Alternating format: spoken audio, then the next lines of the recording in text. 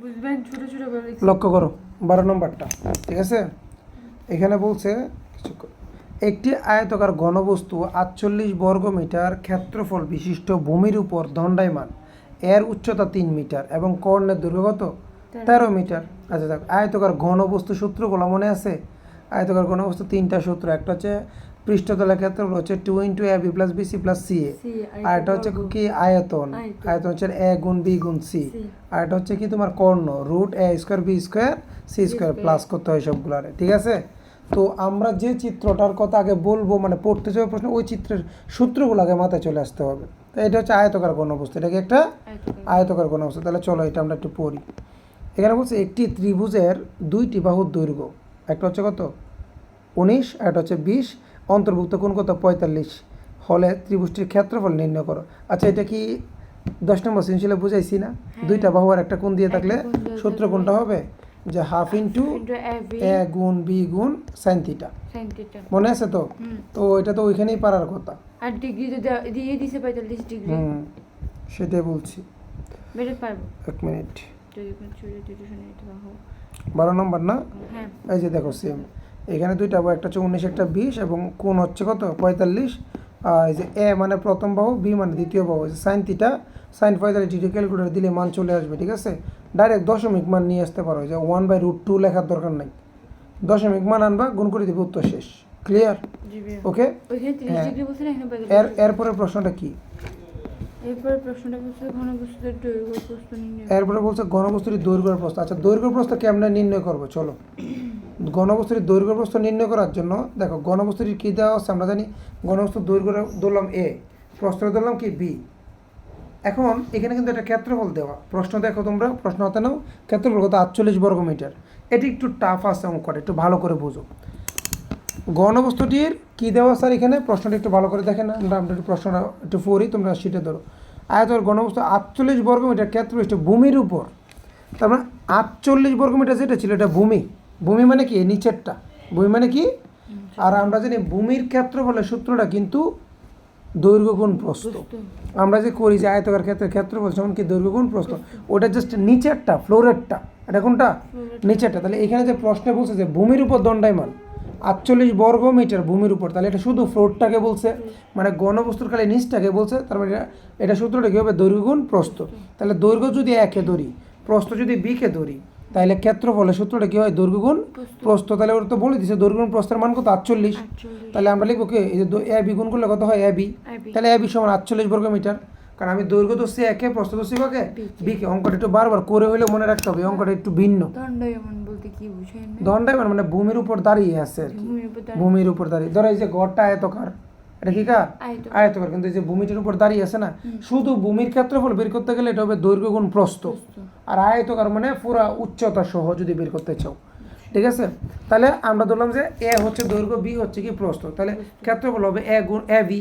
আর এ বির মান তো বলেই তো দিচ্ছে, এ বির মান কত 48, এটা আমি একটু সাজিয়ে নিলাম। এরপর উচ্চতা দেওয়া কত 3 মিটার। এখন আমার এই প্রশ্নে, তোমার যে প্রশ্নটা ছিল, প্রশ্নে কিন্তু বের করতে বলছে দৈর্ঘ্য প্রস্থ কত। তাহলে দৈর্ঘ্য প্রস্থটা কেমনে বের করবো, আমি লিখবো যে আর একটা জিনিস আমার দেওয়া, না আমরা জানি কর্ণের দৈর্ঘ্য সূত্রটা কি, √a² + b² + c²। কেন কর্ণের দৈর্ঘ্যটা নিব, কারণ এখানে কর্ণের একটা মান দেওয়া প্রশ্নে, দেখো কর্ণের একটা কি দেওয়া মান। আমাকে একটা না একটা হিন্ট তো ওরা দিবে, হিন্ট না দিলে আমি প্রশ্ন মতো লিখবো কি দিয়ে।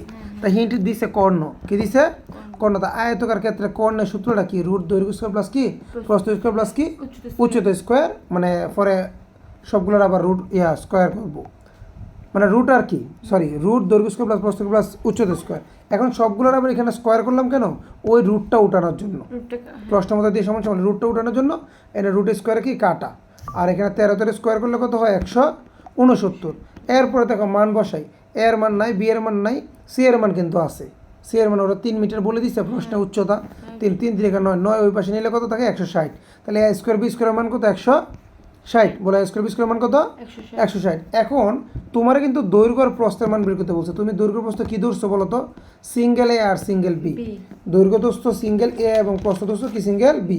মনে রাখবা সিঙ্গেল কোনো সংখ্যার মান বের করতে গেলে a + b এবং a - b দুইটার একবার যোগ করলে এর মান বের হবে, আর বিয়োগ করলে বির মান বের হবে। এটা করে মনে রাখতে হবে যে সিঙ্গেল একটা চলকের মান বের করতে গেলে ওইটার একবার মানে এ প্লাস বি অথবা এক্স প্লাস ওয়াই অথবা x minus Y, A plus B A minus B, দুইটার একবার যোগ করলে বের হবে এর মান, প্রথম চলকের মান, আর বিয়োগ করলে বের হবে দ্বিতীয় চলকের মান। মাথায় থাকবে তো? তাহলে সেই কারণে আচ্ছা, তাহলে দুইটা চলকের মান বের করতে গেলে আমরা এ প্লাস বি এ মাইনাস বির মান লাগবে। তাহলে এখন দেখো এখানে যখন আমরা করতে গেছি লাস্টে কিন্তু এখানে আসতেছে কি a square plus b square সমান কত 160। আমরা বীজগণিতে a square plus b square সূত্র পড়ছি না? A square plus b square দুইটা সূত্র আছে, a plus b whole square, এই যে a plus b whole square minus কত 2ab। তাহলে আমার কিন্তু ইনডিরেক্টলি এ প্লাস বি এর মানটা দরকার, এ প্লাস বি এর মানটা। তাহলে আমরা লিখবো যে a plus b whole square minus 2ab, এটাকে বাংলা মার কি সমান সমান 160। তো 160 দেওয়ার পরে এরপরে যদি আমরা দেখি এই যে a plus b whole square minus, এখানে যে এ বি ছিল ওই উপরে আমরা এ বির মান পাইছিলাম না? এ বির মান কত পাইছিলাম? 48। যে এ গুণ বি, এ বি গুণ বি কত 48। তাহলে 48 বসাই দিলাম এ বির পরিবর্তে। 48 দুগুণ কত 96, 96টা ওই পাশে নিলে প্লাস হয়ে যাবে। তো এটার সাথে প্লাস করে 256, আর এই পাশে যে স্কোয়ারটা আছে স্কোয়ারটা ওই পাশে চলে গেলে কি হবে? রুট হয়ে যাবে। তাহলে 256 রুট করলে কত হয়? 16। দেখো এ প্লাস বির মান বেরিয়ে গেছে 16। তাহলে এ প্লাস বির মান পেয়ে গেছি, এখন লাগবে এ মাইনাস বি এর মান, কারণ আমি যেহেতু একটা যোগ বিয়োগ করবো। ওই আগেরটা দেখে নেবো যে আবার ওই যে এ স্কোয়ার বি স্কোয়ার পাইছি না? এ স্কোয়ার বি স্কোয়ার সমান কত পাইছিলাম? 160। এখন দিব মাইনাসের সূত্র, কারণ আমরা জানি এটা কয়টা সূত্র আছে? দুইটা। তাহলে a minus b whole square plus 2ab equal এত। ওই এ বির মান আবার 48, এখানে প্লাস আছে, ওই পাশে গেলে কি হবে? মাইনাস। তো 160 থেকে যদি মাইনাস হয় কত থাকবে? 64। এই পাশে স্কোয়ারটা ওই পাশে চলে গেলে কত হবে? রুট করলে এ মাইনাস বির মান কত? 8 যদি। তাহলে এখন আমরা কি 1 নং আর 2 নং যোগ করবো? 1 নং আর 2 নং কি করবো? দিলু ভাই 1 নং যোগ 2 নং হতে পারে, যোগ করলে দেখো এই দেখো যদি আমরা যোগ করি স্যার, এনে বি এ কি কাটা, আর এ গুণ করলে কত হবে? 2a। এবার 2টা এখানে ভাগ, এই গুণে আছে ওই পাশে নিয়ে ভাগ করে দিব, 24 ভাগ করলে কত হবে? 12 হবে। বোঝা যায় না এটা? যে এ যদি ওই পাশে নিয়ে ভাগ করি তাহলে উত্তর কত হবে? এ এর মান 12। আমার কাছে চাইছি কিন্তু দৈর্ঘ্য, আমি দৈর্ঘ্য ধরছিলাম এ, তার মানে এ পেয়ে গেছি কত? 12। দৈর্ঘ্য কত? 12। এবার বি পাবো কিভাবে? বি পাবো একটা থেকে একটা বিয়োগ করবো। এই যে আবার যদি একটা থেকে একটা কি করি? বিয়োগ করি। এটা এখানে উল্লেখ করে লিখে দিব যে কত? 1 নং মাইনাস 2 নং, এভাবে উল্লেখ করে লিখে দেবো যে 1 নং মাইনাস 2 নং। তো যদি বিয়োগটা করি, বিয়োগ করলে কত? এ প্লাস বির মান হচ্ছে 16 এবং এ মাইনাস বির মান হচ্ছে কত? 8। তাহলে মনে রাখো যদি কখনো বিয়োগ দাও, বিয়োগ দিলে এখানে না, বিষয়টা হবে এই যে চিহ্নটা এখানে দেওয়া হয় নাই, এখানে হবে না, চিহ্নটা হবে এইখানে, ঠিক আছে? মাইনাস মানে চিহ্ন সবগুলো পরিবর্তন হবে। মানে উপরে ধরো এখানে এর আগে ছিল প্লাস, মনে মনে প্লাসটাকে করে দিছি কি মাইনাস, এখানে উপরে ছিল মাইনাস, এখানে করে দিছি কি প্লাস। মানে আমরা যদি কখনো বিয়োগ করি তাহলে চিহ্ন কি হবে? পরিবর্তন হবে। তাহলে পরিবর্তন হলে এখন এর আগে ছিল প্লাস, এখন হয়ে গেছে কি মাইনাস। তাহলে এখন এর আগে মাইনাস, তাহলে মাইনাস, আর এটা হচ্ছে প্লাসের মানে কি কাটা। আর বি এর আগে এটাও তো প্লাস, এটা আগে ছিল মাইনাস, এখন হয়ে গেছে প্লাস। তাহলে প্লাসে প্লাসে কত? 2b। কত হবে? 2b। তাহলে 2 এখানে গুণে আছে, এবার গেলে ভাগ হবে। যদি ভাগ করো 2 দিয়ে 8 ভাগ করলে বি এর মান কত? 4। তাহলে সিঙ্গেল বি এর মান পাইছো? তাহলে বি মানে তো প্রস্থ, তাহলে এই যে দৈর্ঘ্যের মান 12, প্রস্থের মান কত? 4। অঙ্ক শেষ। ক্লিয়ার? এবার গ নাম্বার কি বলছে দেখো, ঘনবস্তুটির কর্ণের দৈর্ঘ্যকে বাইরের ব্যাস, মানে কর্ণের যে দৈর্ঘ্যটা পাইছো, কর্ণের দৈর্ঘ্য কত ছিল?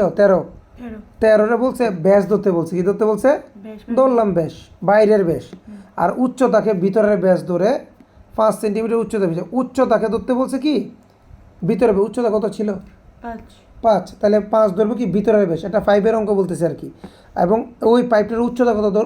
না 5 তো এটা উচ্চতা বিশিষ্ট লোহার পাইপ। ওইখানে বলছে কর্ণকে ধরতে বলছে ব্যাস, বাইরের ব্যাস। আর উচ্চতাকে, ওইখানে আগে একটা উচ্চতা দেওয়া ছিল না? 3 মিটার। কত ছিল উচ্চতা? 3 মিটার। ওই 3 মিটার উচ্চতাকে ধরতে বলছে কত? ভিতরের ব্যাস। আর এমনি নতুন উচ্চতা কত? 5। এটা ধরে একটা লোহার পাইপ তৈরি করা হলো, প্রতি ঘন সেন্টিমিটার, যে লোহার পাইপের অঙ্কটা। কিন্তু এখানে জাস্ট তোমার যদি ব্যাস বুঝতে হবে যে ব্যাস কত? কর্ণ ব্যাস মানে কত? 13। আর ভিতরের ব্যাস কত? 3। 3-এর অর্ধেক নিব, আমার তো লাগবে ব্যাসার্ধ। তুমি প্রশ্ন বুঝলে অঙ্ক পারবা। প্রশ্ন বুঝছো তো? শিওর? তাহলে দেখো গ নম্বরে যাই। আমরা লিখবো কর্ণের দৈর্ঘ্য দেওয়া ছিল প্রশ্ন কত? 13। আর প্রশ্ন উচ্চতা কত দেওয়া ছিল? 3। একটা প্রশ্ন ছিল, বলো। এখানে ভাই দৈর্ঘ্যকে তো ব্যাস করতে বলছো ওরা। কর্ণের দৈর্ঘ্য এখানে কত? 13 না? জি ভাইয়া। কর্ণের দৈর্ঘ্যটা বলছে ব্যাস ধরো, এই যে কর্ণের দৈর্ঘ্যটা ধরলাম ব্যাস। কর্ণের দৈর্ঘ্য কত ছিল? 13। এটা বলছে বাইরের ব্যাস। আর এখানে উচ্চতা কত ছিল? 3।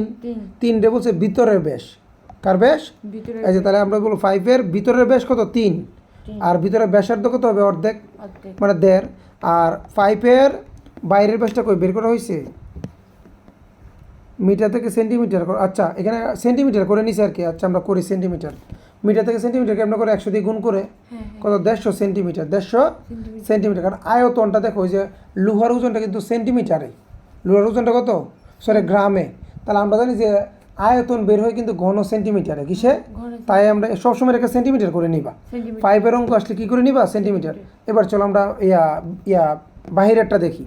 বাইরের ব্যাস ধরতে বলছে কত? কর্ণটাকে, কর্ণ কত ছিল 13, তাহলে বাইরের ব্যাসও কত 13। ওরা বলছে কি এইটার সমান এইটা ধরো, হ্যাঁ এখন বুঝছো তো? তাহলে বাইরের ব্যাস কত 13, 13 কেন বলছে? কর্ণ যত ব্যাস তত ধরো, তোমরা বলছে আর কি ব্যাসার্ধ বের করে নিতে হবে। হ্যাঁ ব্যাস দিলে ব্যাসার্ধ, ব্যাসার্ধ দিয়ে দিলে তো সরাসরি লাগে না। তাহলে এটা হচ্ছে ব্যাস, ব্যাসের অর্ধেক কত? 6.5। এটাকে আবার কোথায় নিব? সেন্টিমিটারে। মনে রাখবো পাইপের অঙ্ক আসলে কই নিয়ে যাবা? সেন্টিমিটার। তারপরে মনে রাখবো যে দেওয়া আছে পাইপের উচ্চতা কত? 5। এটা কিন্তু প্রশ্নে দেওয়া, উচ্চতা কত? 5, এই যে নতুন উচ্চতা এটা, ওকে। আর ওইখানে প্রশ্নের উচ্চতাটা বলছে ভিতরের ব্যাস ধরতে। তাই তো বাকিটা তো জানোই যে বাইরের আয়তন বের করবা, পরে ভিতরের আয়তন বের করবা, একটা থেকে একটা কী করবো আমরা? বিয়োগ করবো। একটা থেকে একটা কী করবো? বিয়োগ করলে যেটা বেরোবে এটা হচ্ছে লোহার আয়তন। এটা কার আয়তন? লোহার আয়তন। এই যে লোহার আয়তন বের করলাম, বের করার ফলে 1 ঘন সেন্টিমিটার ওজন হচ্ছে কত?